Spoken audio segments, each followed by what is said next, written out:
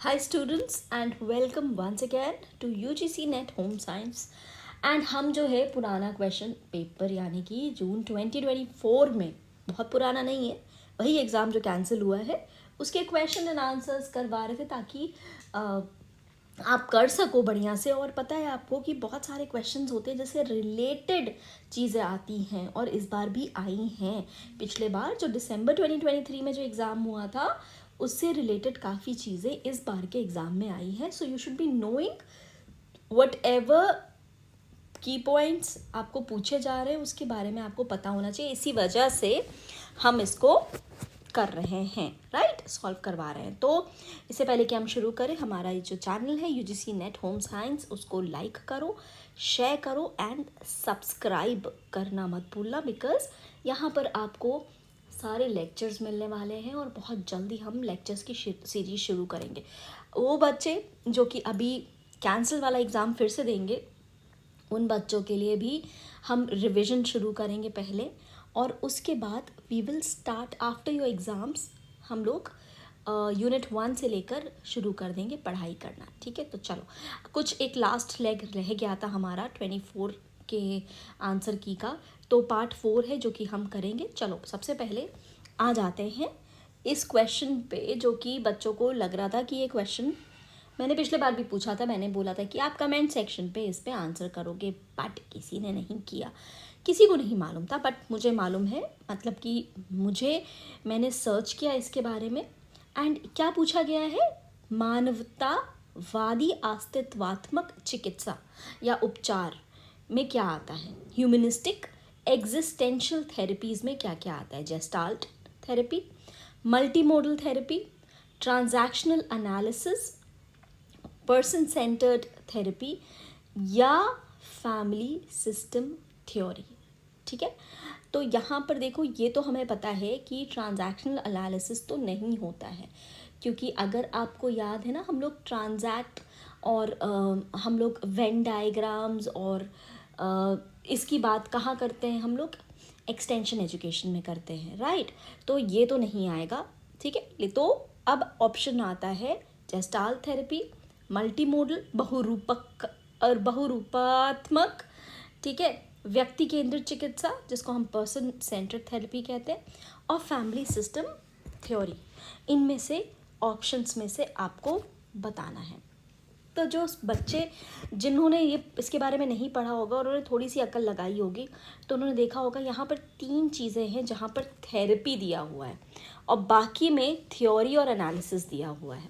तो अगर आपने बिल्कुल लेमैन की तरह थेरेपी पे टिक कर दिया होगा तब भी आंसर आपका सही आया होगा, ठीक है।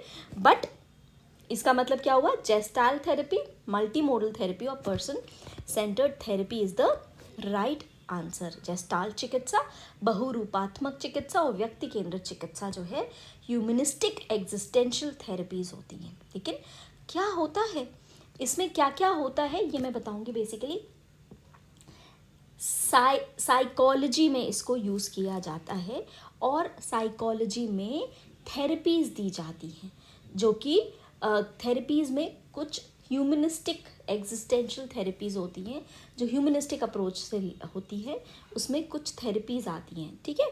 तो पहली है क्लाइंट सेंटर्ड थेरेपी, जिसको हम पर्सन सेंटर्ड थेरेपी भी बोलते हैं। और आपने देखा कि क्वेश्चन पेपर में पर्सन सेंटर्ड थेरेपी पूछा गया है, तो पर्सन सेंटर्ड थेरेपी आंसर है ना। और ये क्या बताता है कि थेरेपिस्ट जो है क्या करता है, एक पार्टनर की तरह एक्ट करता है, और थेरेपिस्ट जो है उसमें जो जिसकी भी वो थेरेपी कर रहा है, उसका जो भी क्लाइंट है या पेशेंट है, उसकी तरफ वो एम्पथी, मतलब एक समझ लो संवेदात्मक रूप से उससे बात करता है और अच्छे से पॉजिटिव रिगार्ड देता है। अनकंडीशनल, मतलब ये नहीं कि तुम मुझे पैसा दोगे, तुमने 1 घंटे के लिए मैंने रखा है सुनने के लिए, तो 1 घंटा ख़त्म हुआ, अब तुम जाओ यहाँ से, ये चीज़ नहीं रहती है, ठीक है।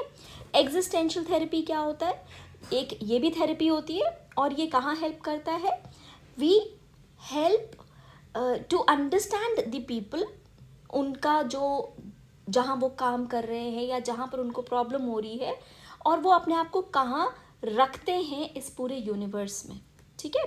और ये भी एक थेरेपी होती है। जेस्टाल्ट थेरेपी जेस्टाल्ट थेरेपी क्या होती है बेसिकली, इसमें एक इंसान की करंट लाइफ और उसके एक्सपीरियंस पे देखा जाता है। ये नहीं पूछा जाता है कि आपके पास्ट में आपका क्या प्रॉब्लम है या क्या हुआ या कैसे हुआ। तो बेसिस इसमें जो है एम्फेसिस जो है वो उनकी करंट लाइफ पे होता है। This is the gestalt therapy, जो कि उसमें एक ऑप्शन था, है ना। जेस्टाल्ट नहीं है, जेस्टाल्ट है। मल्टी मोडल थेरेपी, MMT बोला जाता है।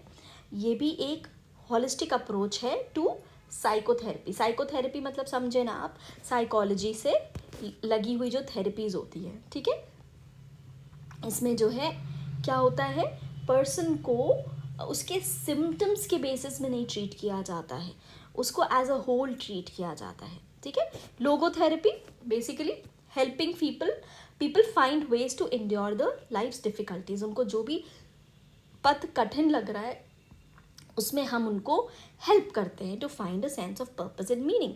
और अगर आपने डियर जिंदगी देखी होगी तो उसमें मुझे जो लगता है शाहरुख खान इस तरह की कोई लोगो थेरेपी करता था आलिया भट्ट के साथ। बिकॉज वो क्या करता था, उसकी डिफ़िकल्टीज़ को कैसे, किस तरह से अपनी बुरे वक्त का, बुरे समय का जो उसको प्रॉब्लम है उसका किस तरह से वो सामना कर सके, उसको वो हेल्प करता था, ठीक है। नरेटिव थेरेपी क्या होती है, जिसमें हम लोगों को हेल्प करते हैं ये समझने में कि आपकी इस लाइफ में आपकी वैल्यूज़ क्या हैं, आपके स्किल्स क्या हैं, और आप अपने वैल्यूज़ और स्किल्स पे किस तरह से आप उनको बहुत अच्छे से निकाल के उभार के जो है वो सामने ला सकते हो, ठीक है। प्रॉब्लम्स को साइड में रखो, अपनी स्किल्स को ज़्यादा आगे लाओ, जिससे आपको आप आगे बढ़ सको लाइफ में। ये नरेटिव थेरेपी हो जाती। तो ये सारी जो हैं ह्यूमनिस्टिक अप्रोच थेरेपीज़ थी जो कि मैंने बताया, ठीक है। चलो नेक्स्ट क्वेश्चन पे आ जाते हैं। कोई भी बिल्डिंग को अगर बनाना है, मतलब सपोर्ट करना है, तो उसकी जो दीवार की जो थिकनेस होती है, दीवार की मोटाई, पत्थर की दीवार की मोटाई कितनी होनी चाहिए, 18 इंच होनी चाहिए, ठीक है।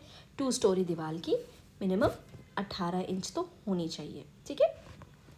Which of the following is not a quality of a leader in developmental communication.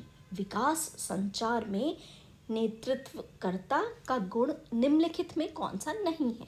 Self confidence यानी कि आत्मविश्वास, क्रिएटिविटी एंड एम्पैथी यानी कि सृजनात्मक और तदनुभूति, अडेप्टेबिलिटी यानी कि अनुकूलता, और गुड सोशो इकोनॉमिक बैकग्राउंड यानी कि उत्तम सामाजिक आर्थिक पृष्ठभूमि, ठीक है। यहाँ पर क्या होना चाहिए, ऑप्शंस, अच्छा मैंने ऑप्शंस नहीं डाले हैं। यहाँ पर क्या नहीं होना चाहिए, कौन सा क्वालिटी नहीं ज़रूरी है, गुड सोशो इकोनॉमिक बैकग्राउंड। ज़रूरी नहीं है कि आपका सोशो इकोनॉमिक बैकग्राउंड अच्छा हो तभी आप अच्छे लीडर बन सकते हो, लेकिन आप में अगर आत्मविश्वास हो, आप क्रिएटिव हो, तदनुभूति हो आपके अंदर, और अनुकूल रहते हो, अडेप्टेबल रहते हो, तो आप एक अच्छे लीडर बन सकते हो, राइट। फिर आया, अच्छा इस पे मैंने एक माइक्रोस्कोपिक एनालिसिस ऑफ फाइबर्स का अलग से मैंने एक प्रॉपर वीडियो बना के डाला है, इसको आप देख लेना। कॉटन बर्निंग पेपर की तरह उसमें स्मेल आती है। सो कॉटन का हो जाएगा third, ignites readily with flame, लौ के साथ आसानी से प्रदीप्त हो जाता है, हल्का परतदार घूसर राख के साथ, ठीक है। Smell of a burning paper, तो कॉटन का हो जाएगा थर्ड सी। वुल का कैसे होगा, किसकी तरह स्मेल करेगा वुल, मैंने बताया था ना कि जब हम बाल को जलाते हैं तो वो कर्ल कर जाता है और बाल की तरह स्मेल आती है, जैसे बाल जल रहा हो, ठीक है। तो ऊन बी का हो जाएगा 1, यानी कि मंद स्फुरण कुंतल जलते हुए बाल की गंध, क्रिस्प डार्क ऐश, ठीक है। एसीटेट और नायलॉन जो है इसका क्या हो जाएगा, एसीटेट और नायलॉन का क्या होगा कि flames quickly and drips smell like vinegar, ठीक है। और एसीटेट का क्या होगा, melts, flame diminishes and tends to die out. चलो नेक्स्ट क्वेश्चन पे आ जाते हैं। नेक्स्ट क्वेश्चन ये रहा, which of the following is not a characteristic of objective methods of food quality analysis. निम्नांकित में से क्या खाद्य गुणवत्ता विश्लेषण की वस्तुनिष्ठ पद्धतियों की विशेषता नहीं है? रिजल्ट्स आर रिपीटेबल, बिल्कुल दोहराने योग्य होते हैं। यूनिफॉर्म और एफिशिएंट होना चाहिए, यानी कि समरूप और दक्ष होना चाहिए। खाद्य की गुणवत्ता का मूल्यांकन करने के लिए उपकरणों का प्रयोग, use of equipments to assess the quality of food and can determine consumer acceptance. Objective methods में इक्विपमेंट्स का रोल नहीं होता है, इक्विपमेंट्स का रोल नहीं होता, तो यहाँ पर थर्ड ऑप्शन जो है वो गलत हो जाएगा। ठीक है, नेक्स्ट क्वेश्चन पे आ जाते हैं। यहाँ पर विकल्प दिए हुए हैं, राइट। तो यहाँ पर फूड एडिटिव्स पूछा गया है और ये बड़ा इजी सा था, सच पूछो तो इस बार का ठीक आया था, अच्छा पेपर आया था, है ना। फूड एडिटिव्स, लेसिथिन कितनी बार बता चुकी हूँ, अंडों में होता है, क्या करता है, इमल्सिफायर यानी कि पायसक का काम करता है।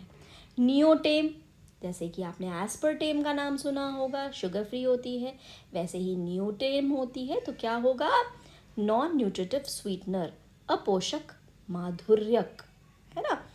क्लोरीन, आपको पता है ब्लीचिंग पाउडर में क्लोरीन होती है, तो क्लोरीन क्या हुआ, chlorine dioxide, flower bleaching and improvement agent. Food additives जब मैंने पढ़ाया था, फिर से पढ़ा दूंगी, डोंट वरी।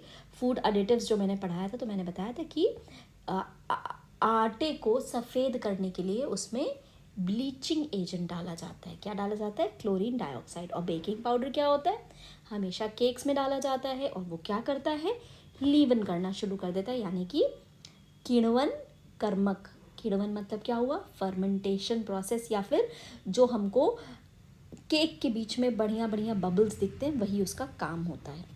तो यहाँ पर कूट दिया हुआ है, ए का 4 हो जाएगा, बी का 3 हो जाएगा, सी का 2 हो जाएगा और डी का 1 हो जाएगा। नेक्स्ट क्वेश्चन पे आते हैं। परफॉर्मेंस अप्रेजल का मतलब क्या होता है, कार्य निष्पादन मूल्यांकन, यानी कि जब आप कार्य कोई किसी हॉस्पिटल में या किसी फूड सर्विस सेंटर पे, कहीं पर भी आप अगर कोई काम करते हो, तो आपका हर 6 माही पे या साल में एक अप्रेजल होता है कि भाई आप काम ठीक से कर रहे हो, आपका प्रमोशन होना चाहिए, नहीं होना चाहिए, वगैरह वगैरह। तो यहाँ पर पूछा गया है कि इसका उपयोग कहाँ पर है।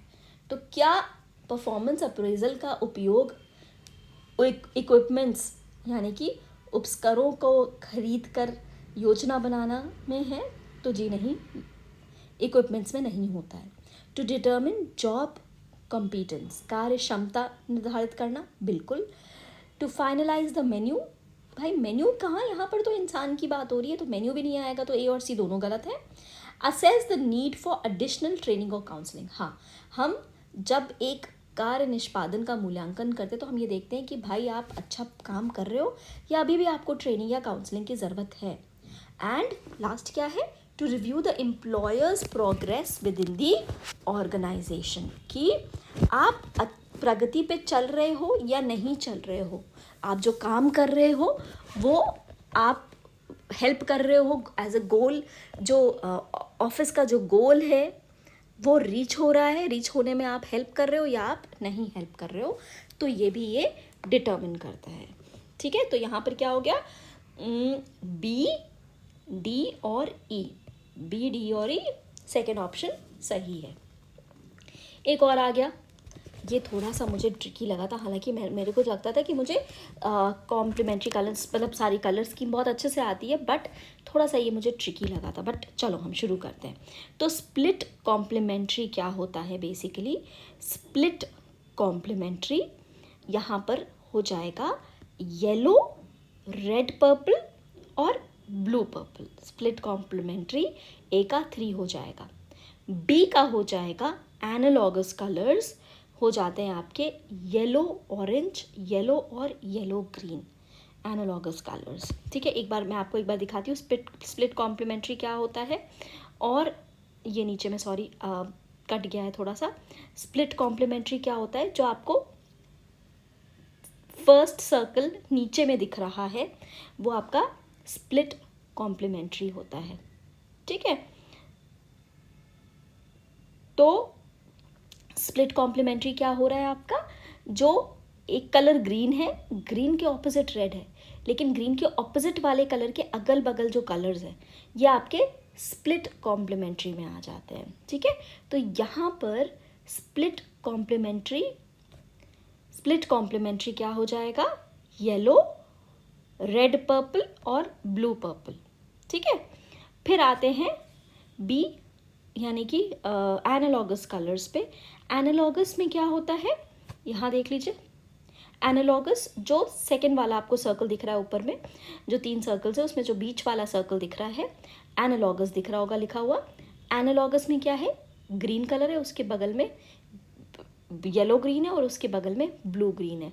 ऐसे यहाँ पर एनालॉगस में क्या है, येलो ऑरेंज, येलो और येलो ग्रीन। नीचे जाइएगा एनालॉगस में देखिएगा, येलो के पास क्या है, येलो ऑरेंज है येलो के ऊपर और येलो के नीचे येलो ग्रीन है। तो ये हो गया आपका एनालॉगस, ठीक है। बी का हो गया फोर्थ। टर्शरी कलर्स क्या होते हैं, सी का ऑरेंज, ग्रीन और पर्पल। टर्शरी कलर्स यहाँ पर नहीं है, बट टर्शरी कलर्स में बता दूँ कैसा होता है। यहाँ पर अगर आपको एनालॉगस वाला ही देख लीजिए या कोई भी सर्कल देख लीजिए, ऊपर रेड दिख रहा होगा, रेड के बाद आपको बीच वाला जो रेड ऑरेंज है वो छोड़ के ऑरेंज दिख रहा होगा और उसके बाद येलो दिख रहा होगा, ठीक है। तो क्या हो गया, रेड ऑरेंज, येलो ऑरेंज और येलो ग्रीन, इन्होंने बीच का एक एक कलर छोड़ के जो हुआ वो आपका टर्शरी कलर्स हो जाता है। तो क्या हुआ यहाँ पर, tertiary colours red orange, yellow orange और येलो ग्रीन हो जाता है। रेड ऑरेंज, येलो ऑरेंज और येलो ग्रीन। यहाँ पर अगर आप देखोगे तो आपको समझ में आ जाएगा, रेड ऑरेंज एक कलर है, येलो ऑरेंज है और येलो ग्रीन, ये तीनों जो है एक एक कलर का वो खंदा छोड़ के हैं, तो ये हमारे टर्शरी हो जाते हैं। और ट्रायड कलर्स क्या होते हैं, ट्रायड कलर्स वो होते हैं जहाँ पर ये थर्ड वाला सर्कल ऊपर में देखिएगा, ट्रायडिक लिखा हुआ है। ट्रायड क्या होता है, जहाँ पर एक बढ़िया आइसोसेलिस ट्राइंगल बन रहा होता है, इक्विलैटरल ट्राइंगल बन रहा होता है, sorry not isosceles, equilateral triangle बन रहा होता है। तो यहाँ पर इन्होंने क्या पूछा है, रेड ट्रायड का क्या बताया है, ऑरेंज, ग्रीन और पर्पल। अगर हम देखेंगे तो यहाँ पर ग्रीन, ऑरेंज और पर्पल पे ही ट्रायंगल बन रहा है, तो डी का 1 हो जाएगा। तो ऑप्शन यहाँ पर क्या है, ए का 3, बी का 4, बी का 4, सी का 2 और डी का 1, which is the right answer. मतलब कि first option is the right answer. अब ये क्वेश्चन जो है इसका मैं आंसर नहीं बताने वाली हूँ, क्योंकि इसका आंसर मैंने एक शॉर्ट बनाया है और आपने उस शॉर्ट में, अगर आपने देखा होगा तो देख लीजिए, नहीं तो मेरे चैनल पे जाके उस शॉर्ट में देख लीजिए कि इंटरफेस मतलब क्या होता है, सिनर्जी मतलब क्या होता है, एंट्रोपी मतलब क्या होता है और इक्विफिनैलिटी मतलब क्या होता है, ठीक है। इसका आंसर आपको वहीं मिल जाएगा।